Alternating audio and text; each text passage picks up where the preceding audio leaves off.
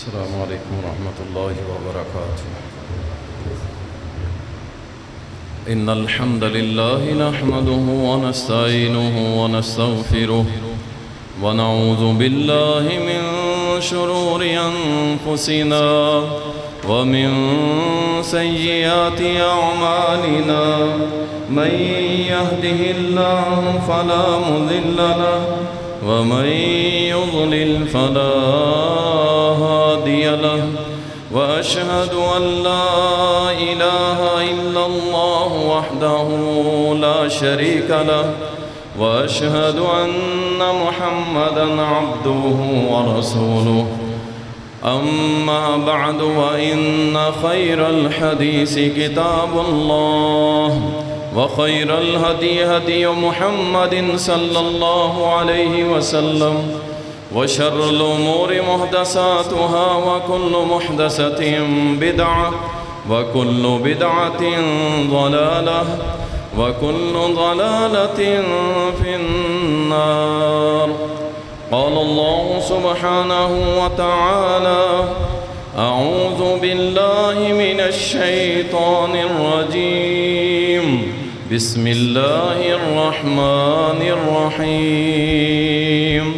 لقد رضي الله عن المؤمنين إذ يبايعونك تحت الشجرة فعلم ما في قلوبهم فأنزل السكينة عليهم وأثابهم فتحا قريبا. اللهم صل على محمد وعلى آل محمد كما صليت على إبراهيم وعلى آل إبراهيم إنك حميد مجيد.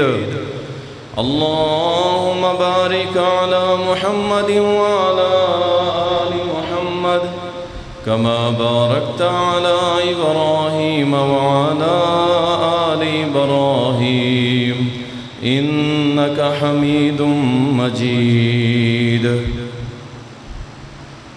تعریفات اللہ سبحانہ و تعالی کے لیے، درود و سلام سید المرسلین، شافی محشر، ساقی کوثر، امام المجاہدین جناب محمد رسول اللہ صلی اللہ علیہ وسلم پر بے شمار رحمتیں ہوں، صحابہ کرام رضوان اللہ علیہم اجمعین پر اور صحابیات پر. اللہ سبحانہ و تعالیٰ کے پیارے پیغمبر جناب محمد رسول اللہ صلی اللہ علیہ وسلم جب دین اسلام کا پیغام لے کے مکہ میں آئے تو چند ایک لوگوں کے سوا سب لوگوں نے رسول اللہ صلی اللہ علیہ وسلم کی شدید مخالفت.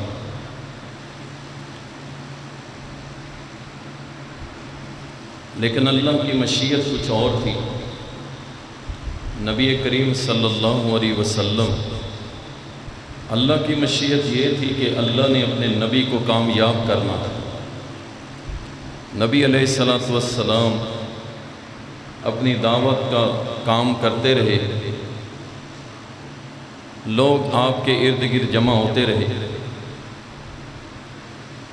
اور اسلام کی دعوت اور روشنی کفر و شرک کے ظلمت کو، اندھیروں کو پھاڑتی ہوئی مکہ تو مکہ، پوری دنیا کی سرزمین، روئے زمین کے اوپر وہ دعوت پھیلتی چلی گئی، حتیٰ کہ 23 سالہ رسول کریم صلی اللہ علیہ وسلم کی دعوت و تبلیغ کے بعد جب آپ دنیا سے وصال فرما رہے تھے، دنیا سے رخصت ہو رہے تھے، تو اس دعوت کو 1 لاکھ سے زیادہ لوگ قبول کر چکے تھے. فرد واحد، اللہ کی مدد، اخلاص، اللہ کی رضا مقصود. اللہ کامیابیاں دیتا ہے، اللہ تعداد نہیں دیکھتا، اللہ اخلاص دیکھتا ہے.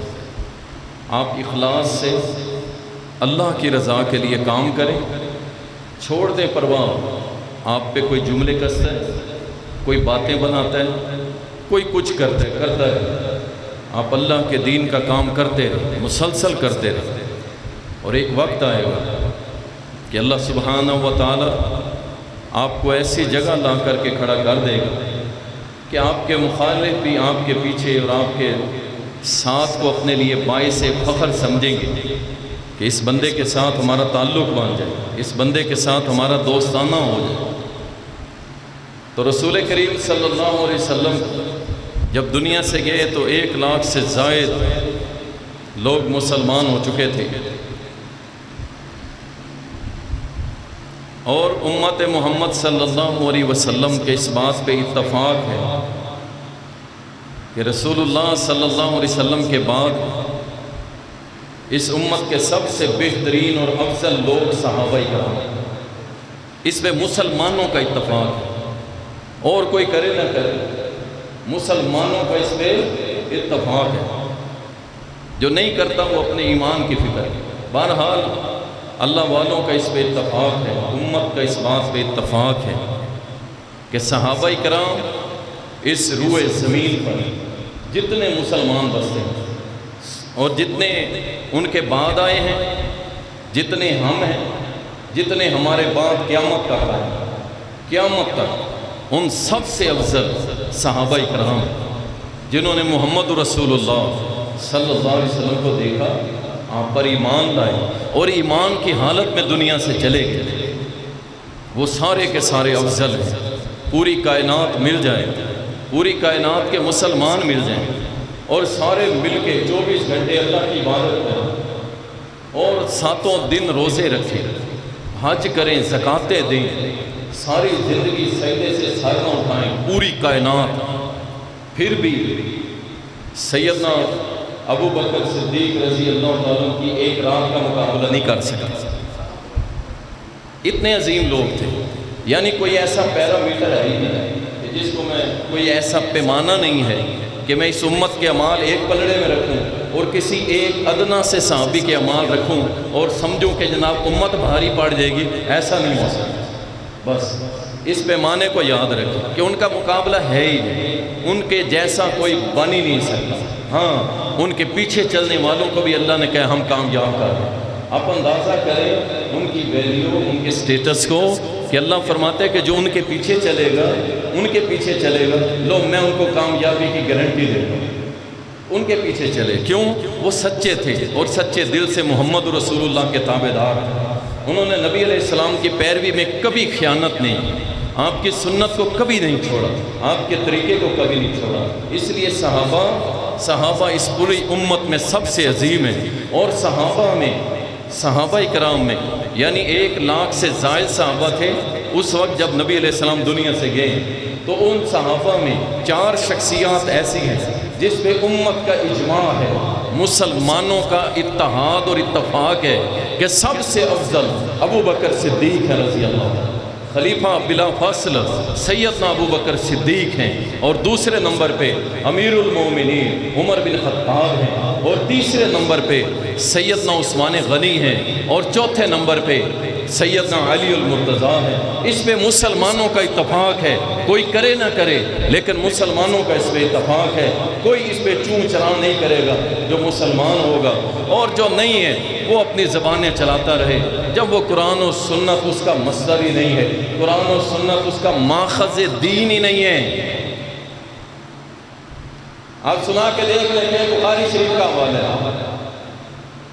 میں تو مانتا ہی نہیں ہوں، تیری بخاری شریف میرے لیے کیا حیثیت رکھتی ہے؟ میرے لیے حیثیت رکھتی ہے رجال کشی، میرے لیے حیثیت رکھتی ہے اصول کافی، میرے لیے تو یہ رکھتی ہے، تیری بخاری کو میں کیا جانوں؟ تو اس لیے امت کا ماخذ دین، جہاں سے دین ہم نے لینا ہے وہ ہے قرآن اور سنت، اور جس کا ماخذ دین قرآن و سنت نہیں ہے تو پھر وہ اپنی فکر کرے۔ انشاءاللہ تعالی محرم کے اندر انشاءاللہ تعالی 1 جمعے میں تو شاید کمپلیٹ نہ ہو سکتا ہے 2 جمعے، اور ہو سکتا ہے کہ ہم 10ویں محرم کو پروگرام بنا لیں مغرب کے بعد، کھل کے باتیں ہوں، کوئی 2-3 گھنٹے تو ہونے چاہیے نا. ہم پھر انشاءاللہ موضوع رکھیں گے چور مچائے شور، ٹھیک ہے، اور کچھ کہیں گے تو پھر بات جو ہے نا بڑی دور تک چلی جاتی ہے. چلو ہم سچا جملہ لکھ دیں گے کہ چور مچائے شور، اور پھر ہم چوروں کی چوریاں بتائیں گے انشاءاللہ تعالی. اتنی لمبی فہرست ہے جرائم کی کہ اگر بیان کرنے لگیں تو 3 گھنٹے میں کوشش کریں گے کمپلیٹ ہو جائے، ورنہ یہ تو کئی راتوں کا قصہ ہے. تو اس لیے امت کا اس بات پہ اتفاق ہے کہ صحابہ کرام میں سب سے افضل ابو بکر صدیق رضی اللہ تعالیٰ، اور ان کے بعد عمر رضی اللہ تعالیٰ، ان کے بعد عثمان ہیں، اور ان کے بعد حضرت علی حیدر کرار ہیں رضی اللہ تعالیٰ عنہم. اللہ ان سے راضی ہو، اور وہ اللہ سے راضی دنیا سے گئے. اللہ ان کی قبروں پہ اپنی رحمت نزول فرمائے، اللہ ان کو جنت کے اعلیٰ مقام عطا فرمائے. وہ 4 صحابہ کرام. اور یہ در حقیقت یہ جو لوگ ہیں جن کو خلفائے راشدین کہا جاتا ہے، یہ چاروں خلفاء جو تھے یہ وہ لوگ تھے، صحابہ بھی سارے، لیکن یہ وہ اسپیشل، انہوں نے کچھ کاوش کی، اسپیشل اللہ نے ان سے دین کا کام لیا. انہوں نے اپنے تن من دھن سب کچھ لٹا دیا، سب کچھ لٹا دیا. یہ مقام ایسے نہیں مل گیا تھا، اور ایک مثال قائم کر دی. اور انہی شخصیات میں سے جو تیسرے خلیفہ ہیں کہ جو عبد مناف کی نسل میں سے ہیں، اور عبد مناف کی نسل میں سے ہی محمد رسول اللہ ہیں صلی اللہ علیہ وسلم. اور وہ عثمان غنی جن کی نانی ام حکیم بیضا عبد المطلب کی بیٹی ہے، اور عبداللہ کی سکی بہن ہے، نبی علیہ الصلوۃ والسلام کی سکی پھپھی لگی. اللہ اکبر. وہ سیدنا عثمان غنی رضی اللہ تعالیٰ کہ جو رسول اللہ صلی اللہ علیہ وسلم کے پھپھی ذات بہن کے بیٹے ہیں، اور وہ سیدنا عثمان غنی رضی اللہ تعالیٰ جن کی کنیت ابو عبداللہ ہے، اور ان کا لقب ذی النورین ہے. اور وہ عثمان غنی جس سے ساری کائنات کی ساری مخلوقات حیا کرتی ہیں، وہ عثمان غنی رضی اللہ تعالیٰ عنہ. اللہ ان کی قبروں پہ کروڑہ رحمتوں کا نزول فرمائے. ذی النورین، 2 نور والا. اس کے اوپر سنن البہقی کے اندر ایک روایت آتی ہے، عبداللہ ابن عمر بن عبان جعفی رحمہ اللہ کہتے ہیں کہ مجھ سے میرے ماموں حسین الجعفی کہتے ہیں کہ تمہیں پتہ ہے کہ سیدنا عثمان رضی اللہ تعالیٰ کو ذی النورین کیوں کہتے ہیں؟ تو کہتے ہیں میں نے کہا ماموں مجھے نہیں پتا کہ کیوں کہتے ہیں. اور یہ ادب کا تقاضا ہے، ورنہ پتہ سب کو ہوتا ہے، ٹھیک ہے نا. یہ ادب کا تقاضا ہوتا ہے کہ ماموں جو ہے وہ بڑا عالم ہے، بڑا کاردار شخصیت ہے علم میں، بھانجے سے سوال کر رہا ہے. ادب کا تقاضا یہ کیا کہ مجھے آپ بتا دیں، آپ وضاحت فرما دیں. اور یہی انداز ہونا چاہیے ہم سب کا کہ آپ کے درمیان اگر کوئی بڑا عالم بیٹھا ہے تو پھر اپنی خاموشی رکھیں، اور اس خاموشی پہ آپ کو اللہ اجر دے. اور یہ ادب کا تقاضا ہے کہ ایک عالم بیٹھا ہے اور ایک ہم جیسا بندہ بیٹھا ہے، اور ہم جناب کوئی سوال جواب ہو رہے ہوں، ہم اس میں انٹرفیئر کر رہے ہوں، تو یہ انداز ٹھیک نہیں ہے. ادب کے طور پہ کہاں آپ بتا دیجیے، کہاں سنو. حضرت عثمان رضی اللہ تعالیٰ کو ذی النورین اس لیے کہا جاتا ہے کہ آدم علیہ السلام سے لے کے قیامت کی دیواروں تک، قیامت کی دیواروں تک کوئی بندہ روئے زمین پہ آیا ہے نہ آئے گا کہ جس کے گھر میں نبی کی 2 بیٹیاں ہوں. یعنی یہ وہ شخصیت ہے جن کو یہ لقب ذی النورین جو ملا ہے، 2 نور والا. آدم علیہ السلام سے لے کے قیامت تک اللہ سبحانہ و تعالیٰ نے یہ مقام کسی کو نہیں دیا جو حضرت عثمان غنی رضی اللہ تعالیٰ کو دیا کہ اللہ کے نبی صلی اللہ علیہ وسلم نے اپنی 2 بیٹیاں، یک کے بعد دیگرے 2 بیٹیاں. مجھے یہ بتائیے، یہ زبان چلانے والے زبانیں چلاتے ہیں، ہم انشاءاللہ تعالیٰ ان کی زبانیں علم کے ساتھ روکیں گے انشاءاللہ، اور ہمارے اسلاف نے بھی روکے. وہ علامہ شہید اور رحمہ اللہ، یا حق نواز جھنگوی ہو رحمہ اللہ، ان لوگوں نے روکی ہیں ان کی زبانیں، اور علمی طور پہ روکی ہیں، ایسے نہیں روکی زبانی کلامی نہیں کہ بس باتیں کر لی یا کوئی طاقت کا استعمال نہیں. بھائی ایسے نہیں. اور بیٹھ کے دنیا کے سامنے ساری دنیا کو چیلنج کیا کہ جاؤ شیعہ سے کہہ دو کہ اگر ہمارے حوالے غلط ثابت کر دیں تو ہم ممبر رسول پہ بیٹھنا چھوڑ دیں. اور کسی نے کہا کہ جاؤ عدالت کے اندر ہائی کورٹ میں ہمارے خلاف کیس کرو، اگر ہم تمہیں کافر نہ ثابت کریں تو تم ہماری گردن کاٹ دینا، ہمارا کون معاف. یہ چھوٹی سی بات نہیں کی یار، یہ کوئی سٹوریاں نہیں ہیں، یہ حقائق ہیں کہ جو ہمارے بزرگوں نے قائم کیے ہیں اور ان کے بارے میں چیلنجز کیے ہیں علمی طور پہ. اور انشاءاللہ تعالی ہم بھی علمی طور پہ ان کا محاسبہ کریں گے. جو ابو بکر کی عزت نہیں کرتا، جو عمر کی عزت نہیں کرتا، جو عثمان کی عزت نہیں کرتا، جو علی حیدر کرار کی عزت نہیں کرتا، ہم بھی اس کی عزت کریں گے؟ ہم بھی نہیں کریں گے. اگر ابو بکر کی عزت نہیں ہے تو بھائی پھر ہماری عزت کا کوئی فائدہ نہیں. اور یاد رکھو، جو ابو بکر، عمر، عثمان و علی کی عزت نہیں کرتا، اس سے یارانے پالنے والا اپنے ایمان کی فکر کرے، دوستیاں لگانے والا فکر کرے. میرا یار ہے، اس کے ہاتھ میں کڑے پہنے ہوئے ہیں، ہم نے خود سنا ہے، کہتا ہے فلاں شخص میری دوستی تھی، اس نے اپنے بوٹ پہ ان صحابہ کے نام لکھے تھے. پھر بھی دوستی، پھر ایمان کی فکر کرو، پھر وہ تمہیں بھی لے ڈوبے گا. اور رسول اللہ صلی اللہ علیہ وسلم فرمایا، جو جس کا یار ہوگا محبت ہوگی، قیامت کے دن اللہ اس کو اس کے ساتھ کھڑا کرے گا. یاد رکھو، جو ان کو دوست بناتا ہے کل قیامت کے دن ان کے ساتھ صفوں میں کھڑا ہو. چھوڑ دو یارانے. اہل السنت مر گئے ہیں، ختم ہو گئے ہیں کیا؟ مسلمان ختم ہو گئے دنیا سے؟ جو تمہیں دوستی کے لیے اور کوئی نہیں ملا وہی ملے. اللہ اکبر. اس لیے سیدنا عثمان غنی رضی اللہ تعالی عنہ، اللہ تعالیٰ ان کی قبر پہ کروڑ رحمت نازل فرمائے. یہ وہ عثمان غنی ہیں رضی اللہ تعالی عنہ کہ جو چوتھے نمبر پہ ایمان لائے تھے، اور ایمان لانے میں کوئی کسی قسم کا بحث و مباحثہ، لڑائی جھگڑا کچھ بھی نہیں.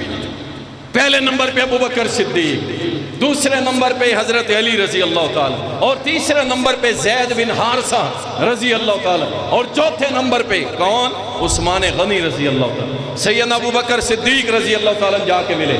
عثمان یار تھے، دوست تھے، اور دونوں یہ وہ لوگ ہیں جنہوں نے زمانہ جہلیت میں کبھی زنا نہیں کیا، کفر کے دور میں بھی کبھی شراب نہیں پی، کبھی گھٹیا راستہ اختیار نہیں کیا. اللہ نے ان کے فطرتاً پاک صاف بنایا. یہ ایسے لوگ کہا عثمان جو محمد رسول اللہ دعوت لے کے آئے ہیں وہ حق ہے، سچ ہے، قبول کر.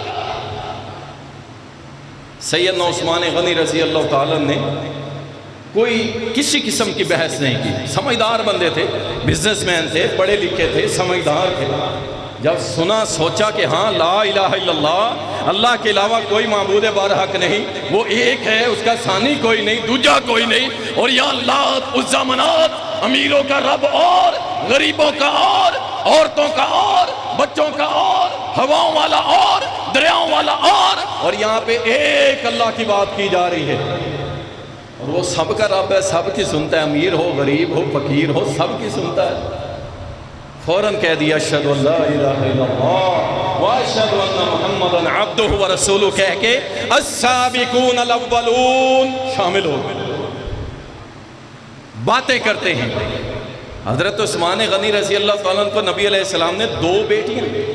مجھے بتائیے، آپ کے معاشرے کے اندر آپ بھی زندہ رہتے ہیں، اگر کوئی شخص اپنی ایک بیٹی کسی کو دیتا ہے اور وہ اس کی بیٹی کو ذلیل و رسوا کرے، اس کو تنگ کرے، یا اس کا کردار گندا ہو اور وہ بیٹی فوت ہو جائے، ہم جیسا عام انسان، بھلا عام انسان اس کو دوسری بیٹی دے گا؟ ہو ہی نہیں سکتا. اور وہاں پہ محمد الرسول اللہ ہیں جو اپنے فیصلے خود نہیں کرتے، ان کے فیصلے کہاں سے آتے ہیں؟ اللہ کی طرف سے. عثمان اگر ویسا ہوتا جیسے یہ زبانیں چلا رہے ہیں تو نبی علیہ السلام کبھی اپنی دوسری بیٹی نہ دیتے اور اس قدر محبت کا انداز پیش نہ کرتے کہ عثمان میری 2 بیٹیاں تھیں، اگر زائد بھی ہوتی یہ دونوں فوت ہو گئی ہیں، اگر اور میری بیٹیاں ہوتی عثمان ایک ایک کر کے ساری تجھے دے دیتا. یہ مقام ایسے نہیں مل جاتا. کچھ تو تھا نا عثمان غنی رضی اللہ تعالیٰ عنہ کے اندر. اور وہ عثمان رضی اللہ تعالیٰ عنہ صحیح بخاری کے اندر آتا ہے، مشہور حدیث ہے، نبی صلی اللہ علیہ وسلم پہاڑ پہ کھڑے ہیں. سیدنا انس بیان کرتے ہیں، کہتے ہیں کہ آپ صلی اللہ علیہ وسلم پہاڑ پہ کھڑے ہیں اور آپ کے دائیں بائیں ابو بکر کھڑے ہیں عمر اور عثمان کھڑے ہیں، چاروں دوست اکٹھے کھڑے ہیں. اچانک احد پہاڑ یا ہرا پہاڑ کے اندر جنبش آ گئی، تھر تھر کانپنے لگا، تھر تھر کانپنے لگا.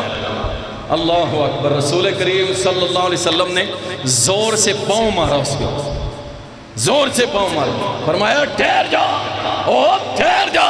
تجھے پتا ہونا چاہیے تیرے اوپر ایک نبی کھڑا ہے، تیرے اوپر ایک صدیق کھڑا ہے، اور تیرے اوپر 2 شہید کھڑے ہیں. صدیق ابوبکر صدیق، اور شہید 2 کون تھے؟ جناب عمر فاروق رضی اللہ تعالیٰ اور عثمان غنی رضی اللہ تعالیٰ. اور دوسرا اس بات سے، اس حدیث سے جو ایک چیز ہمیں اور بھی مل رہی ہے، یہ پہاڑ کانپ رہا ہے، تھر تھر ہل رہا ہے، اور میرے نبی نے پاؤں مار کے روک دیا. کیا مطلب ہے؟ کہ جہاں انسان اور جنات میرے محمد صلی اللہ علیہ وسلم کے تابعدار تھے، وہاں پہ کائنات کی ہر چیز میرے نبی کے حکم کی پابند تھی، ہر چیز. آپ نے پاؤں مارا، وہیں ٹھہر جا، وہیں پہ ٹھہر گئے. اللہ اکبر. اسی طرح نبی صلی اللہ علیہ وسلم نے جب کنکریوں کو حکم دیا تھا کہ شہادت دو میری، انہوں نے کہا تھا اشہد ان لا الہ الا اللہ واشہد ان محمدًا عبدہ ورسولہ. اور جب کھجور کے درخت کو حکم دیا تھا، اس نے بھی شہادتین پڑھ کے اعلان کیا تھا کہ محمد وہ ہیں کہ جن کا حکم ماننا ساری کائنات کے لیے ضروری ہے. اور کائنات میں ایسی کوئی ہستی دکھا. اللہ اکبر. پھر بھی نبی صلی اللہ علیہ وسلم کو چھوڑ کے ہم کسی اور راستے پہ چلیں، کسی اور کے پیچھے چلیں، تو افسوس کی بات ہے کہ جس کے تابع ساری کائنات کی مخلوقات میرے رب نے کر دی، کہ جب وہ حکم کر دے. صحابی کہتے ہیں رسول اللہ صلی اللہ علیہ وسلم کے ساتھ تھے ہم، نبی علیہ السلام نے فرمایا مجھے حاجت ہے، آپ واش روم کرنا چاہ رہے تھے. نبی علیہ السلام نے ایک درخت کی شاخ کو پکڑا. صحابہ کہتے ہیں ہم دیکھ رہے تھے وہ درخت میرے نبی کے پیچھے زمین پھاڑ کے ایسے چل رہا تھا جیسے کسی گھوڑے کی لگام پکڑی ہو اور مالک کے پیچھے چل رہا. یہ کائنات میرے نبی کے حکم کے تابع تھی. جب میرا نبی حکم دے دیتا تھا، پھر انشاءاللہ تعالیٰ کسی کی جرت نہیں تھی کہ نافرمانی کر دی. اللہ اکبر. یہ محمد رسول اللہ صلی اللہ علیہ وسلم. اور اسی طرح حضرت عثمان رضی اللہ تعالیٰ کے بارے میں جب میں احادیث پڑھ رہا تھا، اتنے واقعات تھے کہ جس کے اندر سیدنا عثمان رضی اللہ تعالیٰ کو اللہ کے نبی نے جنت کی گارنٹیاں دی. ان میں سے چند ایک رکھتا ہوں. رسول اللہ صلی اللہ علیہ وسلم، صحیح بخاری کے اندر آتا ہے. آپ دیکھیے حدیث ایک کی کافی ہوتی ہے کسی کی فضیلت کے لیے، کسی کی فضیلت کوئی ایک لفظ بھی کافی ہوتا ہے. سیدنا علی کہا کرتے تھے نا رضی اللہ تعالیٰ، کہا ابو تراب مجھے کنیت اتنی عزیز ہے کہ کوئی ساری کائنات بھی مجھے دے دے تب بھی یہ واپس نہ کروں. کیوں؟ نبی علیہ السلام نے یہ. اور ایک فضیلت کے لیے حدیث کافی ہوتی ہے. رسول کریم صلی اللہ علیہ وسلم نے تو بے شمار حدیث سیدنا عثمان غنی رضی اللہ تعالیٰ کی جنتی ہونے کی گارنٹی دی ہے، اور پھر بھی زبانیں چلانے والے چلا رہے ہیں. اللہ اکبر. لیکن اللہ کا شکر ہے اہل السنہ حق پہ کھڑے ہیں الحمدللہ. ایک صحافی نے جا کے مختلف علماء سے انٹرویو لی، مختلف علماء سے جا کے انٹرویو لی. سارے مکتبہ فکر مکاتب کے پاس گیا، اور جب ان کی دکان پہ گیا اور ان کی کتابوں کے حوالے دے کے سوال کیا، آپ میں سے اکثر لوگوں نے دیکھا ہوگا کہ پھر اس بندہ جو ٹی وی پہ بیٹھ کے کہتا ہے، جو چینلز پہ بیٹھ کے کہتا ہے کہ تم کہتے ہو کہ علی جو ہے وہ رسول سے افضل ہے، ہم تو یہ کہتے ہیں کہ 1,24,000 نبیوں سے بھی افضل ہے. اس بندے کی ایسے تھا جیسے اس کے منہ میں زبان ہی نہ ہو، جواب بھی نہیں آ رہا. اس لیے ہم کہتے ہیں ہمیں مجبور نہ کیا جائے کہ ہم دوبارہ سے وہ کتابیں کہ جس کے اوپر مکمل ڈسٹ جم چکی ہے ہم دوبارہ صاف ستھری کر کے یہاں لا کے مسجد میں رکھ دیں اور کھول کھول کے پڑھنا شروع کر دیں لوگوں کے سامنے. تو یاد رکھو تم دنیا میں منہ دکھانے کے لائق نہیں رہو گے. اب سوشل میڈیا کا دور ہے، ایک ویڈیو جب وائرل ہوتی ہے پوری دنیا کے اندر سیر کرتی ہے، اور کہاں کہاں اپنے منہ چھپاؤ گے؟ کچھ تو تم کو اللہ یاری نے ننگا کر دیا۔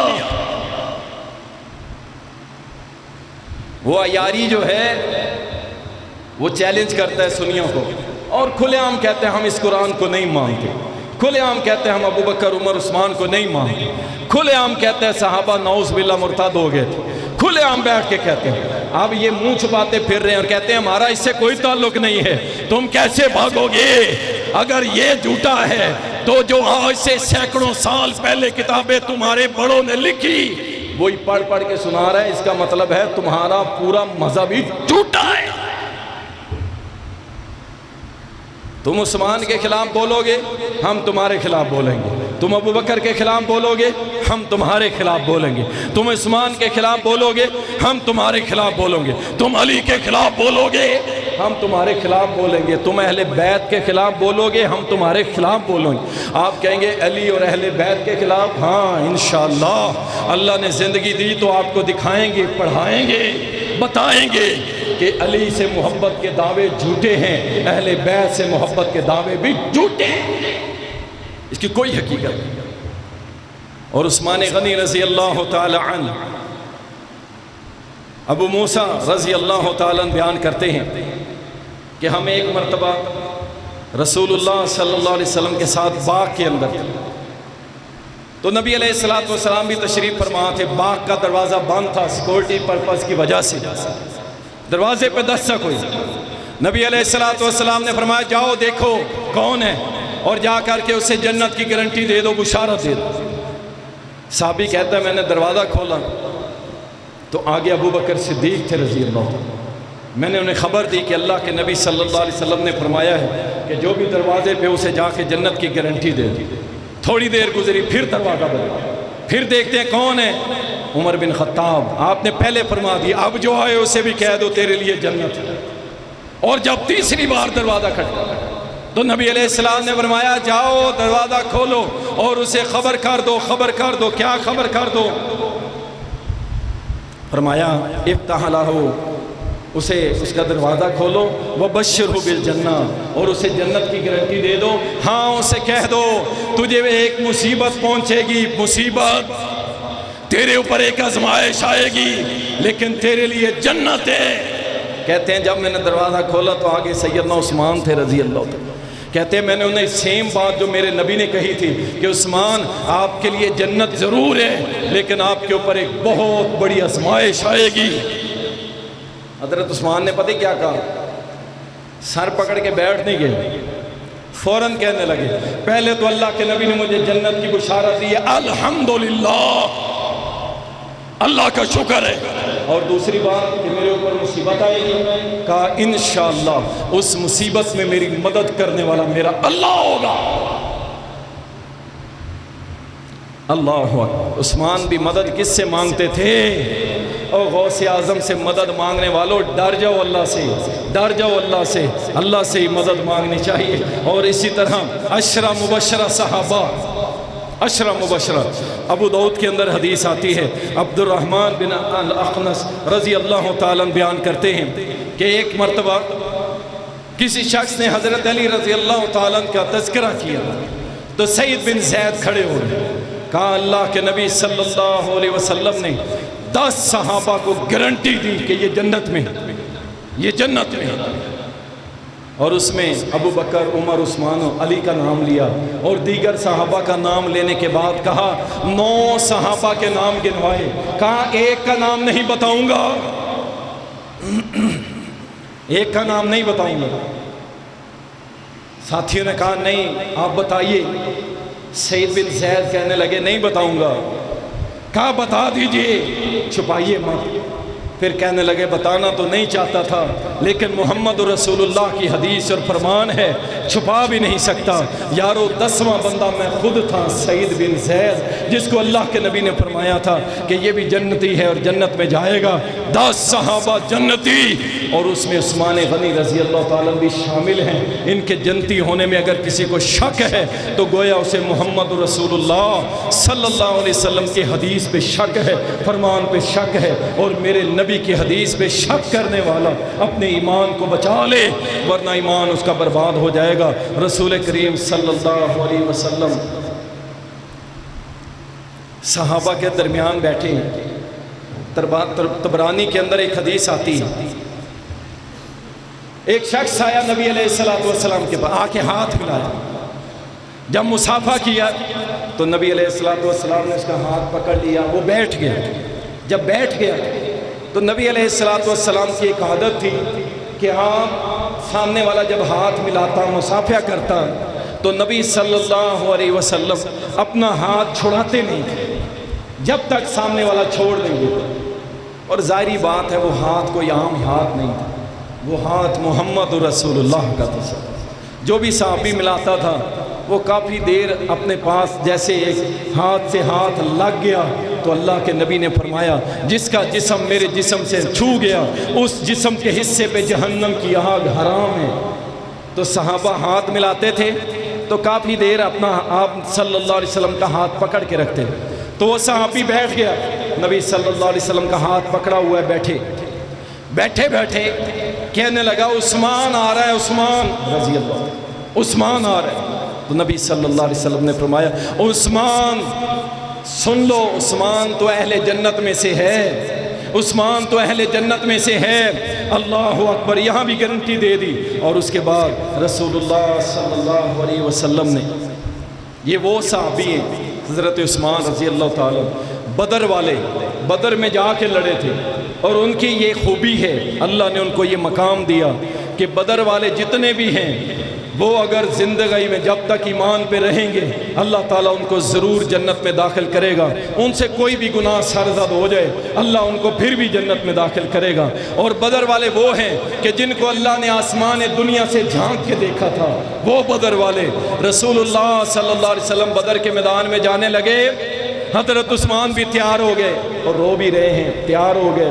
نبی علیہ السلام نے پوچھا روتے کیوں ہیں؟ عرض کی اللہ کے نبی صلی اللہ علیہ وسلم میری بیوی بیمار ہے، یعنی آپ کی بیٹی بیمار ہے، اور میں اس مارکے سے پیچھے نہیں رہنا چاہتا، اسلام کا پہلا مارکہ۔ کوئی یہ نہ سمجھے کہ عثمان کوئی بزدل تھے، جاؤ عثمان کی زندگی اٹھا کے دیکھ لو، وہ کبھی کسی مارکے سے پیچھے رہے ہی نہیں، انہیں اپنے کاروبار کی کوئی فکر نہیں ہوتی تھی، انہیں اپنے بزنس کی کوئی فکر نہیں ہوتی، وہ مارکے میں اگلی صفوں میں لڑتے تھے۔ نبی صلی اللہ علیہ وسلم نے فرمایا عثمان میں محمد الرسول اللہ صلی اللہ علیہ وسلم آپ کو حکم دیتا ہوں، جائیے اپنی بیوی کی تیمارداری کریے، اس کا خیال رکھیں، انشاءاللہ جو مقام اللہ بدریوں کو دے گا، بدر میں لڑنے والوں کو، اللہ آپ کو بھی وہ مقام عطا کرے گا۔ یہ وہ صحابی ہے، وہ دماد رسول ہے کہ جو بغیر لڑے وہ مقام پا گئے جو لڑنے والوں نے حاصل کیا تھا۔ نبی علیہ السلام نے پورا مال غنیمت میں سے حصہ بھی دیا اور پورا مقام کا اعلان کیا کہ عثمان ان لوگوں میں ہے جو اہل بدر میں شامل تھے۔ یہ عثمان رضی اللہ تعالی عنہ ہے جنہوں نے بغیر لڑے یہ مقام پا لیا تھا۔ اسی طرح رسول اللہ صلی اللہ علیہ وسلم جب مکہ تشریف لے گئے عمرے کے لیے تو روک لیا انہوں نے، بیت رضوان کا واقعہ جو میں پہلے بھی سنا چکا ہوں۔ اچھا یہاں پہ بھی ایک مسئلہ ہے کہ حضرت عثمان رضی اللہ تعالیٰ یہ نہیں تھا کہ وہ مطلب کمزور تھے، لڑنے والے نہیں تھے۔ جب یہ مکے میں بھیجنے کا فیصلہ ہوا نا کہ اہل مکہ نے کہا ہم آپ کو عائد نہیں کرنے دیں گے، آپ واپس چلے جائیں، تو نبی صلی اللہ علیہ وسلم نے فرمایا کون جائے گا؟ سفیر بن کے۔ اب پتہ تھا مکے میں گئے، ہو سکتا ہے سفیر کو قتل کر دیا جائے، بڑے سخت حالات، خوفناک حالات، بڑا معاملہ۔ سیدنا عثمان غنی رضی اللہ تعالیٰ نے عرض کی اللہ کے نبی میں جاؤں گا، سلیکشن ہو گئی۔ حضرت عثمان رضی اللہ تعالیٰ چلے گئے مکہ کی طرف اور اعلان کر دیا، سنو اب غور کرنا ذرا۔ وہاں سے کسی نے افواہ اڑا دی، عثمان کو مار دیا گیا، عثمان شہید ہو گیا۔ رسول اللہ صلی اللہ علیہ وسلم نے اعلان کر دیا کہ ہم بدلہ لے کے جائیں گے، بدلے کے بغیر نہیں جائیں گے۔ بیعت کی اور اپنے ہاتھ کو عثمان کا ہاتھ قرار دیا اور بیعت ہو گئی۔ اس بیعت کے اندر سیدنا علی بھی شامل تھے رضی اللہ، جو عثمان کے قتل کا بدلہ لینے والے تھے۔ اللہ اکبر، اس میں بنو امیہ بھی تھے، قریشی ہاشمی بھی تھے، سارے قبائل کے لوگ، اللہ اکبر، بیعت ہو گئی، حضرت عثمان کے قتل کا بدلہ لیں گے، سارے تیار۔ اچانک خبر آ گئی کہ نہیں، ایسا کچھ نہیں ہے، ایسا کچھ نہیں ہے، عثمان رضی اللہ تعالیٰ جو ہیں وہ حیات ہیں۔ اللہ نے قرآن نازل کر دیا، اللہ راضی ہو چکا، اللہ راضی ہو گیا کہ جو لوگ اس درخت کے نیچے بیعت کر رہے تھے ان سب سے اللہ راضی ہو گیا۔ پہلی گارنٹی مل گئی حضرت عثمان کی وجہ سے۔ سنو، تم عثمان کے مقام کی بات کرتے ہو نا، عثمان غنی کی وجہ سے 1400 صحابہ جنہوں نے بیعت کی تھی، حضرت عثمان کی وجہ سے اللہ نے حکم نازل کر دیا کہ ان 1400 صحابہ سے اللہ راضی ہو گیا۔ پہلا انعام۔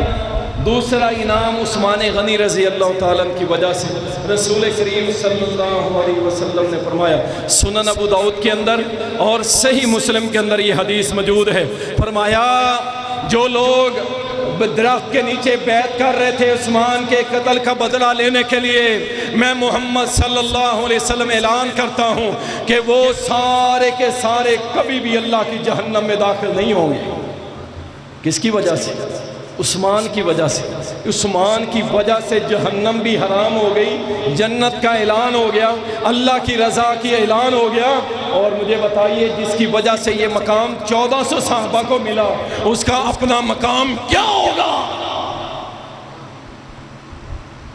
تم عثمان کے بات کے او بھائی، عثمان غنی رضی اللہ تعالیٰ کا مقام تو یہ ہے کہ ان کی وجہ سے 1400 صحابہ پہ اللہ راضی ہو گیا، ان کی وجہ سے اللہ کے نبی نے فرمایا جہنم کی آگ حرام ہو گئی، ان کی وجہ سے فرمایا وہ 1400 صحابہ سارے کے سارے جنتی۔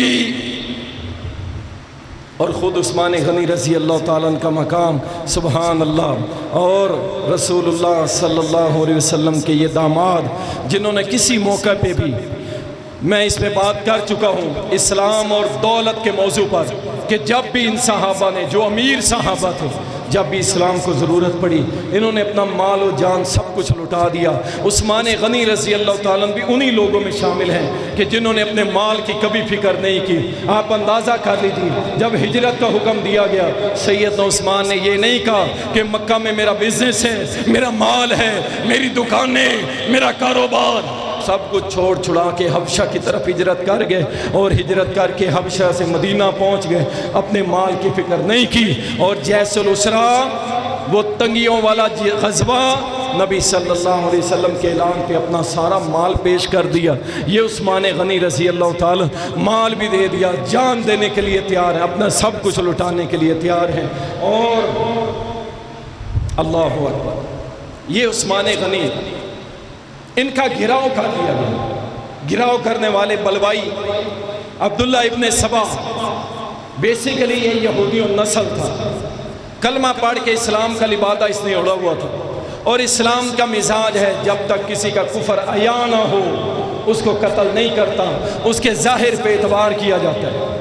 چونکہ وحی کا سلسلہ تو بند ہو گیا تھا، عبداللہ ابن سبا نمازیں بھی پڑھتا تھا، تلاوتیں بھی کرتا تھا، لیکن حضرت علی رضی اللہ تعالیٰ کو اللہ کہتا تھا۔ یہ ان کا بڑا ہے، وڈیرا ہے، سب سے بڑا، جہاں سے یہ چلتے آ رہے ہیں، جہاں سے یہ نظام چلتے تھے۔ اللہ اکبر، گھراؤ کر لیا۔ ایک پری پلاننگ کے تحت لوگ حج میں مصروف تھے، اس سے پلاننگ کر کے اپنے بلوائی بلائے مصر سے، کچھ کوفہ سے منگوا کے اس سے ایک بڑا زبردست قسم کا فتنہ کھڑا کر دیا کہ عثمان عدل نہیں کرتا، عثمان اپنے رشتہ داروں کو نوازتا ہے، عثمان خیانت کرتا ہے، عثمان، اس سے ایک جھوٹے پراپوگنڈے کی لسٹ قائم کر لی، اور آ کے سیدنا عثمان رضی اللہ تعالیٰ کا گھراؤ کر لیا۔ اب گھراؤ ہو گیا۔ ہم بھی سوچتے تھے کہ حضرت عثمان رضی اللہ تعالیٰ کے دور میں اسلام بڑی ترقی کر چکا تھا اور بڑی پاورفل فوجیں تھی، پھر بھی عثمان رضی اللہ تعالیٰ کو شہید کر دیا گیا، کوئی بھی نہ آیا۔ ایسی بات نہیں، سارے صحابہ تیار تھے، حضرت علی اپنے دونوں شہزادوں کو لے کے تیار تھے، بلکہ دونوں شہزادوں کی ڈیوٹی لگائی حضرت عمر کے، حضرت عثمان کے دروازے پہ۔ अल्लाह अकबर। अब बलवाई जो थे उन्होंने पानी भी बंद कर दिया, खाना भी बंद कर दिया। दर हकीकत जो करबला का वाक़या पेश किया जाता है ना, एक तो है हज़रत हुसैन की शहादत, ज़ाहिरी बात है एक अलमिया था, एक दुख वाला वाक़या था कि उनको शहीद कर दिया गया अहले बैत में से। लेकिन ये जो कहानियाँ बनाई जाती हैं ना, पानी बंद हो गया और जनाब ऐसे हो गया और वैसे हो गया, वो सब कहानी उसकी वजह कि लोग हज़रत उस्मान की मज़लूमियत को भूल गए। ये सारा काम किसके साथ हुआ? मदीना के अंदर हज़रत उस्मान के साथ। 40 दिन तक, 40 दिन, अल्लाह अकबर, 40 दिन तक इनको खाना इनका बंद कर दिया, पानी इनका बंद कर दिया गया। जो थोड़ा बहुत था उस पर गुजारा करते और कहते मेरा अल्लाह मुझे खिलाता भी है पिलाता भी है। अल्लाह। और ये हकीकत है, इस पर कई वाक़यात साहबा के। एक साहबी का वाक़या आता है, कहते हैं कि मैं एक इलाके के अंदर गया और उस इलाके में मेरी कौम के लोग थे, मैंने उनको दावत दी ला इलाहा इल्लल्लाह, वो मेरा मजाक उड़ाने लगे, मेरी तहकीर करने लगे, मुझे उन्होंने रुस्वा करने, धक्के दिए, निकल जा, हम तुझे पानी भी नहीं पिलाएंगे, खाना भी नहीं खिलाएंगे। कहते हैं अल्लाह की कसम इतनी गर्मी थी, इतनी शदीद गर्मी थी, प्यास से मेरा हलक और होंठ जो थे खुश्क हो चुके थे। उन्होंने मुझे पानी भी नहीं दिया, मुझे पानी भी खाना भी नहीं दिया, मुझे इलाके से निकाल दिया। मेरे सर पे पगड़ी थी, मैंने उसको खोला, अपने ऊपर ओढ़ लिया, अल्लाह से दुआ करने लगा, अल्लाह मैं कई दिन का सफ़र कर चुका हूँ, मैं भूखा हूँ प्यासा हूँ, अल्लाह अल्लाह मुझे खिला दे, अल्लाह मुझे पिला दे। कहते हैं अल्लाह की कसम मैं सो गया और सोते हुए ख्वाब में मैं देख रहा हूँ कि अल्लाह की तरफ से मुझे मशरूबात पिलाए जा रहे हैं और मुझे खाना खिलाया जा रहा है। कहते हैं अल्लाह की इज़्ज़त की कसम है, जब मैं बेदार हुआ उस शरबत का जायका मेरे मुंह में था और मेरा पेट जो था खाने से भर चुका था। और ये एक हकीकत है, वल्लाह मुझे याद है, बताना तो नहीं चाहता, तहदीस से नेमत के तौर पे बता रहा हूँ, अल्लाह ताला मुझे रियाकारी से बचाए। सेम मसला एक मरतबा कैद व बंद की सौतों के अंदर मेरे साथ हुआ। बहुत भूख लगी हुई थी और कुछ दिनों के लिए खाना बंद कर दिया गया था, इंतहा दर्जे की भूख थी और मैंने अल्लाह से दुआ की। मैंने कहा अल्लाह तू खुबैब को खिला सकता है, अल्लाह तू फलां सहाबी को इस तरह खिला सकता है, अल्लाह मैं भी तेरा गुनहगार मर्दा हूँ, अल्लाह मुझे भी खिला दे। अल्लाह की इज़्ज़त की कसम है, रात को सोया, यकीन जानिए ऐसे मुझे दूध पिलाया जा रहा है, मुझे फ्रूट खिलाए जा रहे हैं, ख्वाब में मैं देख रहा हूँ। और अल्लाह की इज़्ज़त की कसम है, जब मैं सुबह नमाज के लिए बेदार हुआ तो यकीन करें उसका जायका मेरे मुंह के अंदर था, मेरी भूख मिट चुकी थी, मेरी प्यास मिट चुकी थी। हमने ये अपने ऊपर, मेरे रब ने दिखाया कि मेरा रब चाहे तो खिला दे पिला दे, वो इस बात पे कादिर है। अल्लाह अकबर। और इसी तरह हज़रत उस्मान कहते हैं अल्लाह की कसम अल्लाह मुझे खिलाता था, अल्लाह मुझे पिलाता था। आखिरकार घेराव तंग होता गया। एक पिछली रात शहीद होने से एक रात पहले कहते हैं ख्वाब में मेरे आए, कौन? मोहम्मद रसूलुल्लाह सल्लल्लाहु अलैहि वसल्लम। उस्मान की बात करते हो, उस उस्मान की बात करते हो जिसके ख्वाब में मोहम्मद रसूलुल्लाह और अबू बकर सिद्दीक आए। कहते हैं दोनों मुस्करा के मुझे मिले और कहा उस्मान आज रोज़े की अफ्तारी हमारे साथ जन्नत में करोगे। तुम उस उस्मान पे बातें करते हो। कहते हैं बस फिर वो बलवाई उस आपके घर में दाखिल हुए, आप कुरान की तिलावत कर रहे थे, मुसलसल कुरान पढ़, हर वक्त कुरान पढ़ते। कहते हैं और आप ये एक्सपेरिमेंट करके देख लें, आप चले जाएं बैतुल्लाह के अंदर, हमने इस पे भी तजर्बे किए हैं, ये हदीसें सिर्फ पढ़ने के लिए नहीं, हमने इसके ऊपर मुकम्मल यकीन कामिल रख के फिर एक्सपेरिमेंट भी किए हैं। हमने देखा है, हम सुबह से लेकर शाम तक बैठे रहते थे, कुरान पढ़ते रहते थे। अल्लाह की कसम है, ना हमें भूख लगती थी ना प्यास लगती थी। सारा दिन 18 घंटे 20 घंटे कुरान पढ़ते थे, ना भूख लगती थी ना प्यास लगती थी। अल्लाह के कुरान में इतनी तासीर है। उस्मान गनी रज़ी अल्लाह ताला मुसलसल कुरान, दिन रात कुरान पढ़, और उसी दौरान कुरान पढ़ते हुए उन जालिमों ने हमला किया। बावजूद इसके बड़े बड़े कमांडरों ने, गवर्नर, अमीर मुआविया जैसे दलेर, सब ने आके ऑफर कराई, अमीरुल मोमिनीन हुक्म करें इनके टुकड़े कर देंगे। अमीरुल मोमिनीन रज़ी अल्लाह ताला अन्हु ने कहा नहीं, मैं अपने मोहम्मद रसूलुल्लाह के शहर में कभी खून नहीं बहाना चाहूँगा, खून बहाना पसंद नहीं करूँगा। जो फैसला मेरे रब ने किया है میں وقت کا انتظار کر رہا ہوں، کیونکہ میرے نبی نے کہا تھا، میرے نبی نے فرمایا تھا عثمان تم شہید ہوگے، اور شہادت سے پہلے ایک بڑی مصیبت آئے گی، یہ وہی مصیبت ہے، مجھے شہادت نظر آ رہی ہے۔ قرآن پڑھتے ہوئے حملہ کیا سیدنا عثمان غنی رضی اللہ تعالیٰ عنہ کے، آپ رضی اللہ تعالیٰ عنہ کے اوپر حملہ کیا، آپ کی کمر پہ، آپ کے سینے پہ، آپ کی گردن پہ وار کرتے چلے گئے، آپ کی بیوی نے ہاتھ آگے بڑھائے، ان کے اوپر حملہ کر دیا، انگلیاں کاٹ گئی۔ یہ سارے کا سارا منظر یہ آسمان دیکھ رہا تھا، اللہ کے فرشتے دیکھ رہے تھے۔ حضرت عثمان غنی رضی اللہ تعالیٰ عنہ کو شہید کر دیا گیا، اور آپ کا خون قرآن کریم کے اوپر گرا، فَسَيَكْفِيكَهُمُ اللَّهُ، اللہ ان کے لیے کافی ہو جائے گا۔ اللہ اکبر، ان آیات کے اوپر آپ کا خون گرا۔ آج بھی وہ نسخہ غالباً ترکی کے اندر موجود ہے کہ جو حضرت عثمان غنی پڑھ رہے تھے۔ اللہ اکبر، عثمان غنی تو اپنا مقام پا گئے، اور مارنے والوں کا انجام کیا ہوا؟